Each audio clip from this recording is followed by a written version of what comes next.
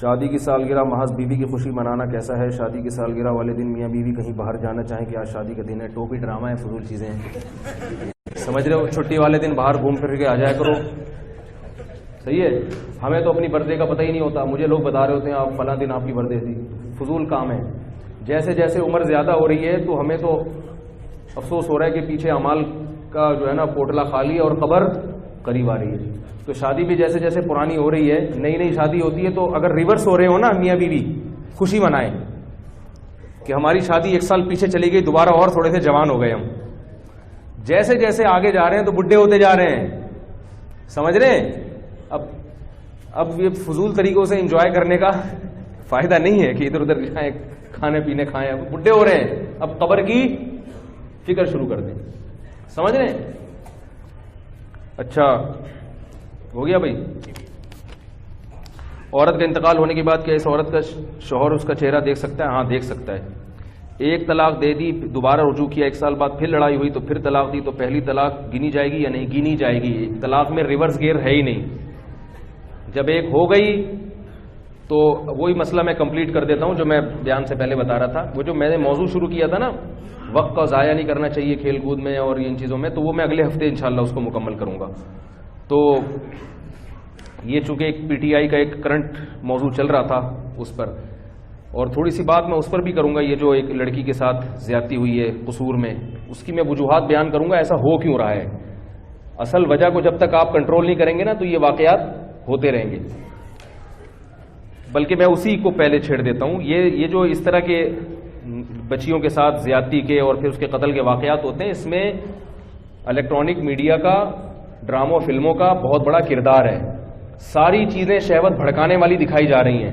اسلام عورت کو حجاب کا حکم دیتا ہے تاکہ مردوں میں حیوانی شہوت نہ بڑھے۔ آپ نے تمام وہ چیزیں کھلے عام رکھی ہوئی ہیں کہ جس سے شہوت بھڑکتی ہے، تو نتیجہ کیا نکلے گا پھر؟ اسی طرح جنسی درندے اپنی ہوس کو پورا کریں گے۔ تو اس معاشرے میں جب صالح معاشرہ ہوتا ہے، پردے کا نظام ہوتا ہے، میڈیا کنٹرول میں ہوتا ہے، بے حیائی کنٹرول ہوتا ہے، تو ایسے واقعات وجود میں نہیں آتے۔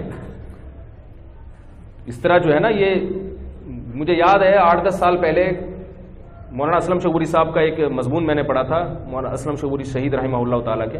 اس وقت کراچی میں واقعہ ہوا تھا کہ سینما میں فلم دیکھ کے کچھ لڑکے نکلے، تو فلم کوئی ایسی بےہودہ تھی کہ ان کے جذبات بھڑکے ہیں، تو انہوں نے وہیں سینما گھر سے نکلنے کے بعد کسی بچی کو اغوا کیا اور اس کا اسی طرح ریپ کر کے اس کو قتل کر دیا۔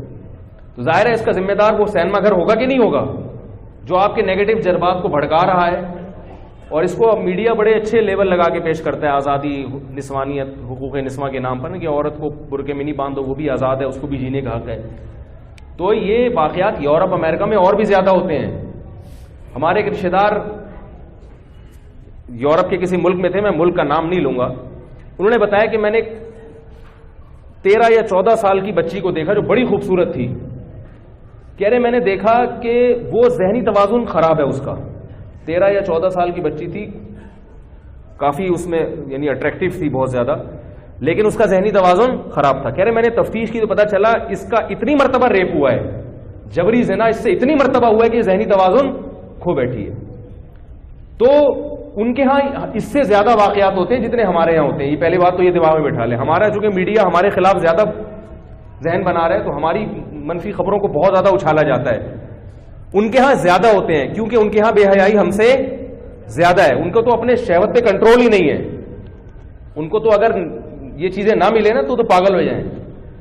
تو ہمارے ہاں بھی ہم اسی کلچر کو فالو کر رہے ہیں جس کی وجہ سے اس قسم کے واقعات ہو رہے ہیں۔ تو پہلی بات تو یہ کہ ان واقعات پہ کنٹرول کرنے کے لیے مذمتی بیانات کافی نہیں ہے، معاشرے سے بے حیائی کو ختم کرنا پڑے گا تاکہ نوجوان لڑکے جنسی درندے نہ بنے، عورت کو پردے میں لانا پڑے گا۔ دوسری بات یہ کہ باتیں کرنے کے بجائے حکمرانوں کا فرض ہے کہ 1 ہفتے کے اندر اندر اس کو پکڑ کے مجرم کو چوک پہ لٹکائے۔ ہمیں کسی جاننے والے نے بتایا کہ 1981 میں کچھ اس قسم کا واقعہ ہوا تھا، ضیاء الحق کے دور میں 1 ہفتے کے اندر لٹکا دیا تھا قاتل کو۔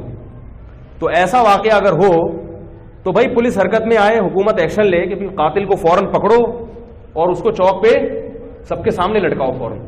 تو جب شرعی سزائیں نافذ ہوتی ہیں تو اس قسم کے واقعات پھر نہیں ہوتے، ورنہ بے حیائی پھیلائی جا رہی ہے اور سزائیں مقدمے چلتے ہیں اتنے لمبے لمبے، پتہ ہی نہیں چلتا، کچھ دن کے بعد لوگ بھول جائیں گے کہ کوئی کیس بھی ہوا تھا کہ نہیں ہوا تھا۔ کس قدر ظلم اور زیادتی کی بات ہے، اس میں فوراً قرار واقعی سزا ملنی چاہیے، عبرتناک سزا ملنی چاہیے اس کو، تو تب جا کے ان مسائل پہ کنٹرول ہوتا ہے۔ یہ جو مسئلہ میں نے بتایا تھا کہ اس طرح سے اگر کسی شخص نے طلاق دی ہے، ایک طلاق دی ہے اور اس طرح سے عدت پوری ہوگی، تو اس کا فائدہ یہ ہے کہ میاں بیوی دوبارہ جب زندگی میں چاہیں نکاح کرنا، دوبارہ نکاح کر سکتے ہیں، کیونکہ طلاق کتنی ہوئی ہے؟ ایک ہوئی۔ کیونکہ بعض دفعہ نہیں بن رہی ہوتی، پھر وہ اپنے ابا کے گھر جا کے بیٹھتی ہے، پھر وہ اپنی اماں کے گھر جا کے وہ بیٹھتی ہے، اور یہ بیگم کے بغیر زندگی گزارنا شروع کرتا ہے، تو پھر اس کے بھی نٹ بولٹ سیدھے ہونا شروع ہو جاتے ہیں۔ یا ممکن ہے کہ کہیں دوسری شادی کر کے لائے تو پھر خیال آیا وہ کم از کم اس سے تو اچھی تھی نا ٹھیک ایسا بھی ہوتا ہے۔ وہ ایک غلام کا واقعہ میں بتاتا ہوں نا، ابھی تھوڑے ٹائم کم ہے، تو جو ہے نا تجربے بھی انسان کو بہت کچھ سکھاتے ہیں۔ تو واپسی کا آپشن بھی کیا رہتا ہے؟ کھلا رہتا ہے۔ 3 طلاق تو شریعت نے اس لیے رکھی ہے وقفے سے اگر کوئی دے کہ بھی بعض دفعہ مرد کو یہ خطرہ ہوتا ہے کہ میں نے اگر 3 طہروں میں 3 مہینے کے وقفے سے 3 نہیں دی تو دوبارہ رجوع کر لیں گے، اور مجھے پتا ہے کہ یہ مجھے دوبارہ پہنا دیں گے۔ پھر یہ آئی بات سمجھ میں؟ جیسے پرانا موبائل بک نہیں رہا ہوتا نا، آپ دکان والے کو جا کے کہتے ہیں یار یہ کسی کسٹمر کو کیا کرو، پہنا دو، لے گا تو کوئی نہیں، لیکن اب جب کوئی نہیں خرید رہا ہوتا تو پھر کیا کیا جاتا ہے؟ پہنایا جاتا ہے۔ تو بعض عورتیں اتنی بد اخلاق ہوتی ہیں، مرد کو یہ پتا ہوتا ہے کہ اگر میں نے واپسی کا آپشن رکھا، ایک طلاق دی، تو رشتہ دار کیا کریں گے؟ مل جوڑ بانٹ کے دوبارہ یہ مجھے پہنا دیں گے، اور پھر وہی کچھ ہوگا جو ہو رہا ہے۔ تو ایسی سخت مجبوری میں شریعت نے کہا کہ پھر 3 دے سکتے ہو، لیکن وہ بھی اسی پروسیس کے تحت دینی پڑیں گی۔ بیوی سے ہم بستری کی اجازت نہیں ہے، 1 مہینے میں 1 دی، پھر حیض آیا، پھر حیض آ کے ختم ہوا، ہم بستری کرنے کی اجازت نہیں ہے، پھر اس دوسرے حیض میں ختم ہونے کے بعد دوسری دی، پھر تو 3 مہینے اپنے نفس کو روک کے رکھے گا، پھر تیسری دے گا، تو یہ اس کی علامت ہوگی کہ واقعی میں نباہ نہیں ہو سکتا۔ لیکن یہ بھی ناپسندیدہ ہے۔ اصل کیا ہے؟ 1 دے بس، اس کے بعد دوبارہ دے ہی نہیں، تاکہ جب واپس آنا چاہے۔ ہمارے حضرت نے ایک واقعہ سنایا کہ ایک پٹھان آیا میرے پاس اور کہنے لگا بہت پریشان ہوں، سارے جوڑ توڑ کر کے سنگے مروڑ کر کے دیکھ لیا، بیگم کنٹرول میں نہیں آ رہی، جوڑ توڑ بھی کر لیا، سنگے مروڑ بھی کر لیا۔ تو پھر حضرت نے ان کو یہ طریقہ بتایا، اس طریقے سے 1 طلاق دو۔ پہلے تو پورا پروسیس سمجھایا کہ جوڑ خاندان والوں کو بٹھاؤ، اس نے کہا سب کچھ جوڑ توڑ سنگے مروڑ ہو چکا ہے۔ پھر وہ ہوا کہ اس پروسیس کے تحت اس نے 1 طلاق دی، 1 طلاق دی، عدت پوری ہوئی، بیگم گھر چلی گئی۔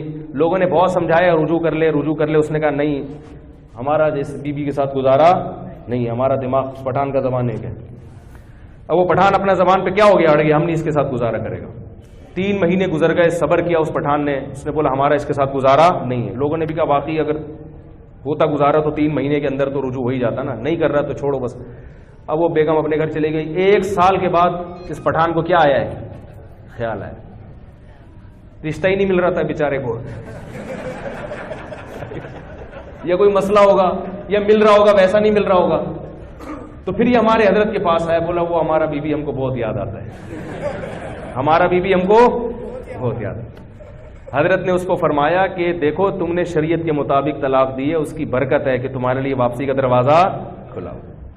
تو بیوی کو پیغام بھیجا، شروع میں تو وہ پٹھان، بیوی کے بھی پٹھان رشتے دار نا، ہم نے طلاق دی ہے، ہمارا بہنوں ہی نہیں ہے، غلط ہے، ہم جان سے مار دے گا بندوق۔ لوگوں نے سمجھا آرام سے تمیز سے بیٹھو، ذرا ہر جگہ بندوق نہیں چلتا ہے، صبر کرو، آرام سے بیٹھو۔ تو وہ بھی کلاشن کوف نکال کے لے آئے گا، وہ بھی پٹھان ہے تمہارے جیسا، تو خام خامے ابھی تو طلاق ہوئی ہے، بیوہ بالکل ہی بیوہ ہوئی ہو جائے گی۔ تو نتیجہ کیا نکلا، وہ بھی پھر ٹھنڈے ہو گئے، ظاہر ہے کچھ دنوں میں تعزیے تو ٹھنڈے ہو جاتے ہیں۔ تو ان کو بھی خیال آیا، اس نے پیغام نکاح بھیجا، دوبارہ ان کی شادی ہو گئی۔ پھر اس کے بعد دوبارہ اس نے حضرت سے مشورہ نہیں لی، ہنسی خوشی زندگی گزاری انہوں نے۔ تو یہ میں عرض کر رہا تھا کہ اگر طلاق ہو جائے اور دوبارہ دونوں رجوع کرنا چاہیں تو پھر شریعت نے ان کے درمیان کباب میں ہڈی بننے سے منع کیا ہے۔ زمانہ جاہلیت میں ایسا ہوتا تھا، ایک دفعہ طلاق دی تو لڑکی کے بھائی غیرت میں آ کے کہتے تھے اب ہم اپنی بہن کو دوبارہ اس گھر میں نہیں بھیجیں گے، جبکہ وہ بہن جانا چاہتی بھی تھی۔ تو اللہ نے صاف لفظوں میں کہا، فرمایا فلا تعذلوهن ان ينكحن ازواجهن، اگر یہ دونوں دوبارہ جوڑ چاہتے ہیں تو یہ نہ کہو کہ ان میں جوڑ نہیں ہوا تھا، اتنے پھٹے ہوئے تھے، اب نہیں بھیجیں گے، کوئی بات نہیں، دوبارہ بھیج دیں گے۔ ہمارے یہاں یہ بھی ہوتا ہے، ایک دفعہ دے دی اب نہیں ہو سکتا، اب جانا ہی نہیں، 3 دے دی تو پھر تو جانے کا دروازہ بند ہے، یاد رکھو، پھر تو حرام ہے، زنا ہے۔ لیکن اگر 1 یا 2 دی ہیں، پھر دوبارہ جانا چاہتے ہیں تو پھر درمیان میں رکاوٹ مت بنو اور اس کو غیرت کا مسئلہ نہیں بناؤ، سمجھ رہے؟ شکر ہے۔ کسی نے مسئلہ پوچھا ہے لڑکی اگر بالغ ہو تو اس کی رضامندی کی بنا اس کی شادی طے کر دینا جائز ہے؟ نہیں، اسلام میں کفو کی کیا اہمیت ہے؟ رشتے طے کرتے وقت والدین کو لڑکے کی عمر کا کس قدر لحاظ رکھنا چاہیے؟ مثلا لڑکی کی عمر 18 سال ہو، لڑکے کی 32 سال، تو بہت بھائی بالغ لڑکی کا نکاح اس کی مرضی کے بغیر حرام ہے، جائز نہیں ہے۔ لڑکی بالغ ہو گئی تو اگر وہ نہیں کرنا چاہ رہی تو باپ زبردستی نہیں کر سکتا، سمجھ رہے ہیں؟ تو یہ تو مسئلہ واضح ہے بالکل۔ باقی کفو کی کیا حیثیت ہے؟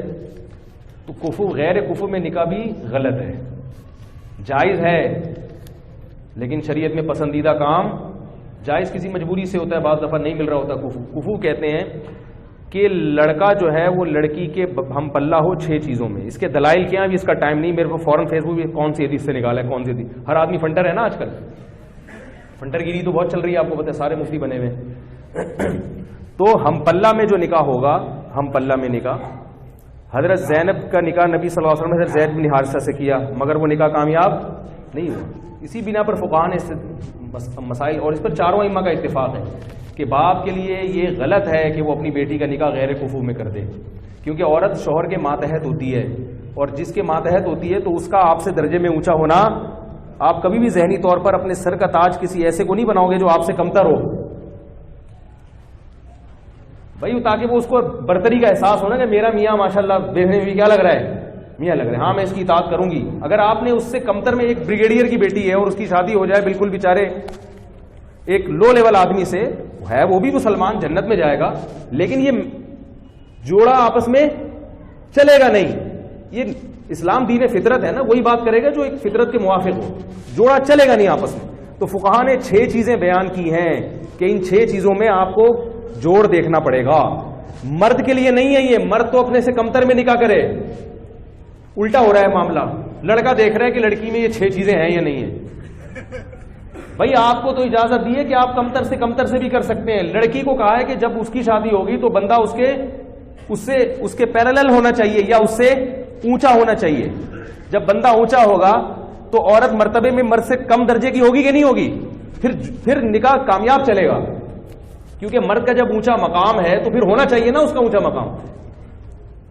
تو اب اس میں 6 چیزیں ہیں، اس میں ایک خاندان ہے، نسب بھی دیکھا جاتا ہے اس میں، کیونکہ جو کوالٹیز ہیں نا وہ خاندانوں سے آتی ہیں۔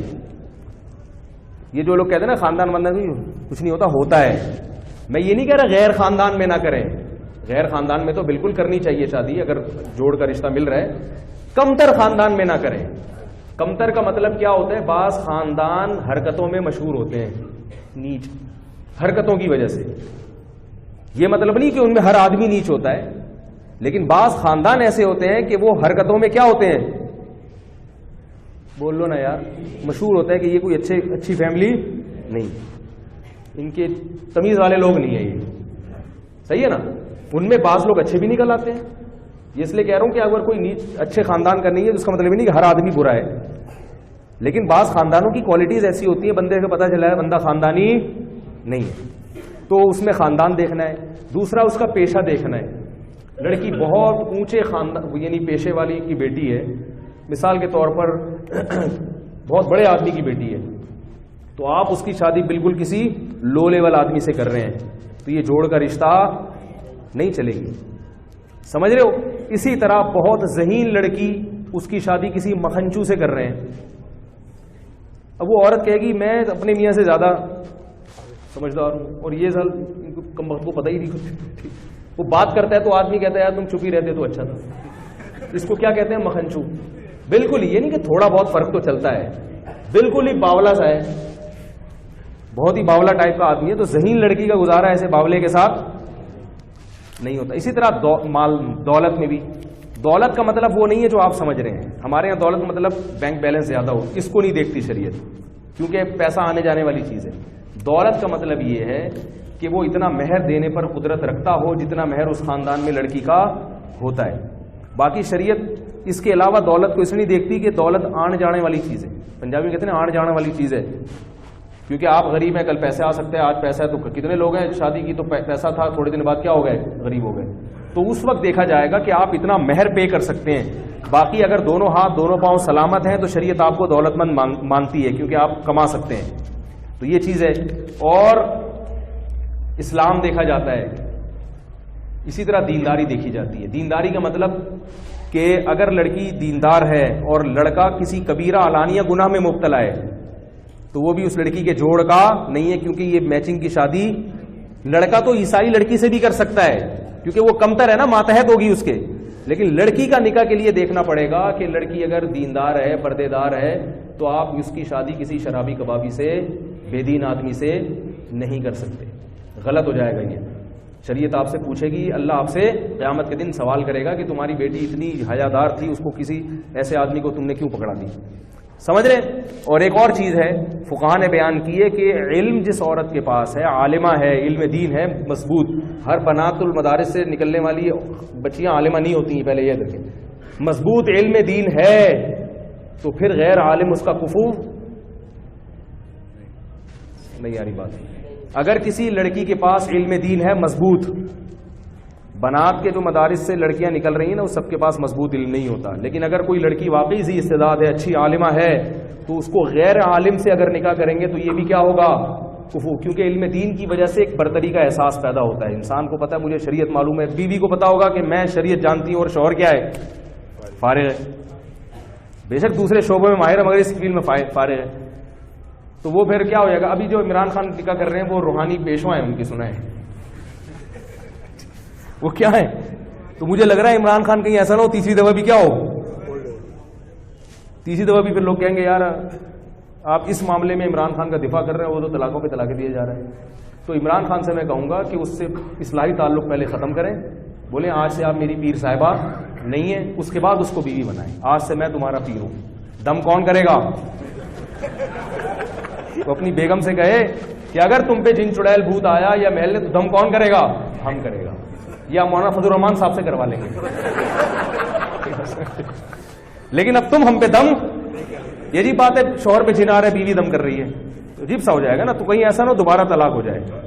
اس لیے میں تھوڑا سا پی ٹی آئی والوں کو مشورہ دے رہا ہوں, عمران خان سے بولیں آپ نکاح ضرور کریں, بہت اچھی بات ہے, نکاح سے کوئی نہیں روکے گا آپ کو, لیکن آپ اگر وہ روحانی پیشوا ہیں آپ کی, تو یہ روحانی تعلق ان سے کیا کرو, ختم کرو. پہلے روحانی تعلق نہیں چلے گا, دم ہم کرے گا. تو یہ چند چیزیں باپ کو دیکھنا ضروری ہیں. لیکن آج کل کفو جو ہے نا مارکیٹ میں شارٹ ہے.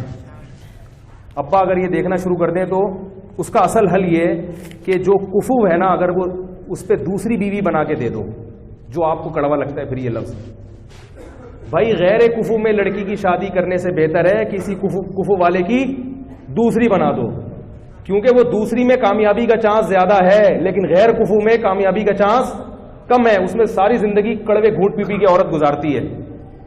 اور جن خواتین کی غیر کفو میں شادی ہو چکی ہے وہ اب برداشت کریں, کہ وہ میرے بیان سن کے کہتے ہیں اچھا ہمیں تو پتہ ہی نہیں تھا. بھائی اب جو ہے اس کو سر کا تاج بنائیں, برداشت کریں. سمجھ آ رہی ہے, یہ تو جن کی نہیں ہوئی ان کی بات کر رہا ہوں میں, جن کی نہیں, اور وہ اپنے شوہر کو اپنے سے اچھا ہی سمجھیں, چاہے جو مرضی ہو. بولے بھائی شوہر کا مقام ہے, اب جو ہیں اللہ نے مقدر میں لکھ دیا, آپ میرے سر کے تاج ہیں, جو بھی ہیں آپ مکھنچو ہیں, لیکن ہاں کس کے, آپ میرے سر کے تاج ہی ہیں, اب اللہ نے پسند بنا دیا. کیونکہ طلاق کے بعد تو اور مسائل کھڑے ہو جاتے ہیں. اور جن کی نہیں ہوئی تو ماں باپ اس کا خیال کریں, غیر کفو میں اس کا نکاح نہیں کریں. اگر کوئی کنوارا نہیں مل رہا تو کوئی بات نہیں, جس کی شادی ہو چکی ہے اس کو دوسری پہ دے دیں. یہ اسلام نے حکم دیا ہے. دوسری کی اجازت بھی مرد کو اس لیے دی ہے تاکہ خواتین کے لیے رشتے کی سلیکشن میں آسانی ہو جائے.